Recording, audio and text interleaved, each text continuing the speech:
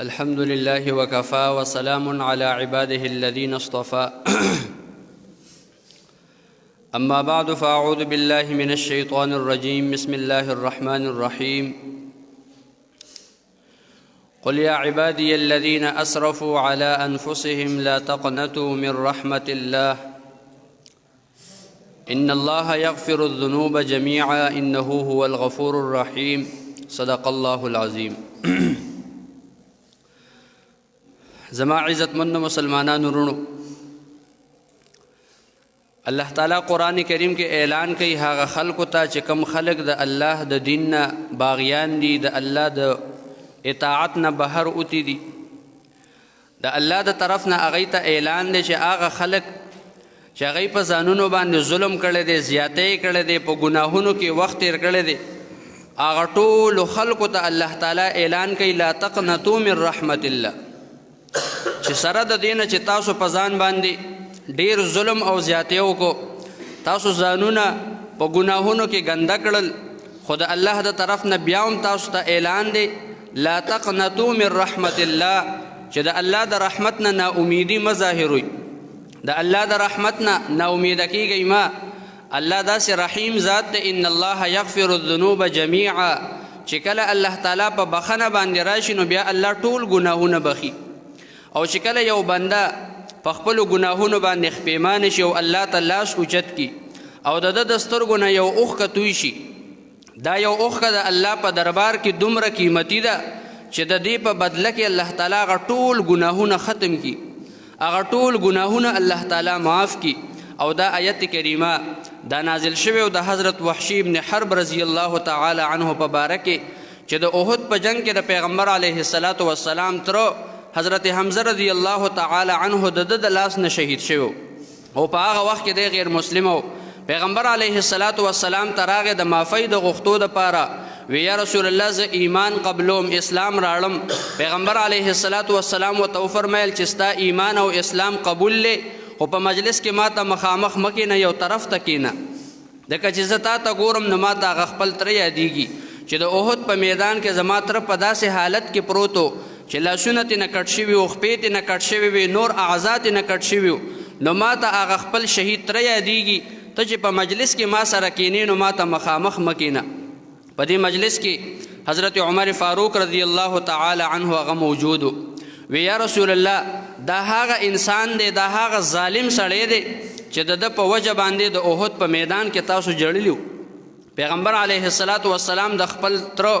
د هغه لاش ته ولاړو مخامخ او جړلې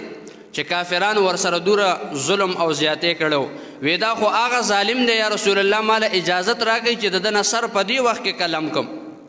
الله تعالی دا اعلان رالیږي الله تعالی دا آیتونه رالیږي یا عبادی الذین اسرفوا علی انفسهم لا تقنطوا من رحمت الله سره د دې نه چې د ډیر لوی جرم کړی دی او ظلم یې کړی دی د پیغمبر علیه السلام خوږ تر هغې شهید کړی دی خو بیا هم د الله د رحمت نه ناامیدي دا ګناه ده پیغمبر علیه السلام وفرمایل حضرت عمر ته چې ته کښېنه ما ته د یو کس د مسلمانېدو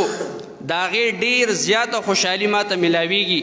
د دې خبرې نه چې 100 کافران زما مخې ته ودرې او هغه زه ټول قتل کړم نو په دې باندې زه ډېر نه خوشحالېږم خو چې یو کافر هغه مسلمان شي نو په دې باندې زه ډېر خوشحالېږم نو پیغمبر علیه السلام هغه مجلس کې اعلان وکړو او الله تعالی تر قیامته پورې ټولو خلقو ته ټولو انسانانو ته چې څوک هم په ګناهونو کې اخته دي هغوی ته الله تعالی اعلان کوي یا عبادی الذین اسرفوا علی انفسهم ای زما هغه بندګانو چې تاسو په ځانونو باندې ډیر ظلم کړی دی په ځان باندې تاسو ډیر لوی زیاتی کړی دی ځان هم په ګناهونو کې ګنده کړی دی د الله د طرف نه څه اعلان دی د عذاب اعلان نه دی د الله د طرف نه اعلان دی لا تقنطوا من رحمت الله د الله د رحمت نه ناامیده کیږئ ما ځکه الله تعالی هغه ذات دی چې د یو مسلمان په یو اوښکه باندې د ټول عمر ګناهونه الله بخي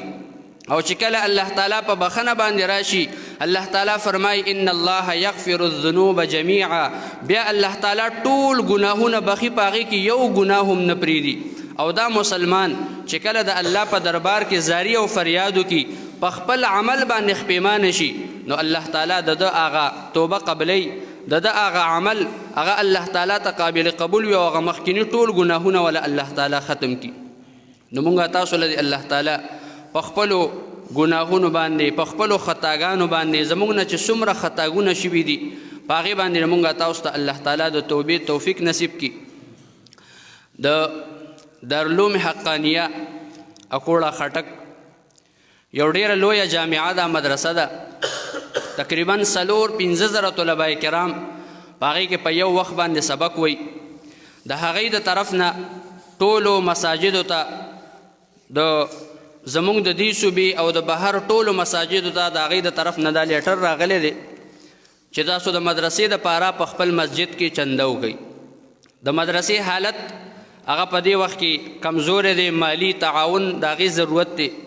نو ټولو ائمه کرامو ته چې څومره د جوماتونو امامان دي هغه ټولو ته د دارالعلوم حقانیې د محتمم د حضرت مولانا انور الحق صاحب د هغې د طرف نه دا خط راغلی دی چې تاسو خبره وکئ د جمعې په بیان کې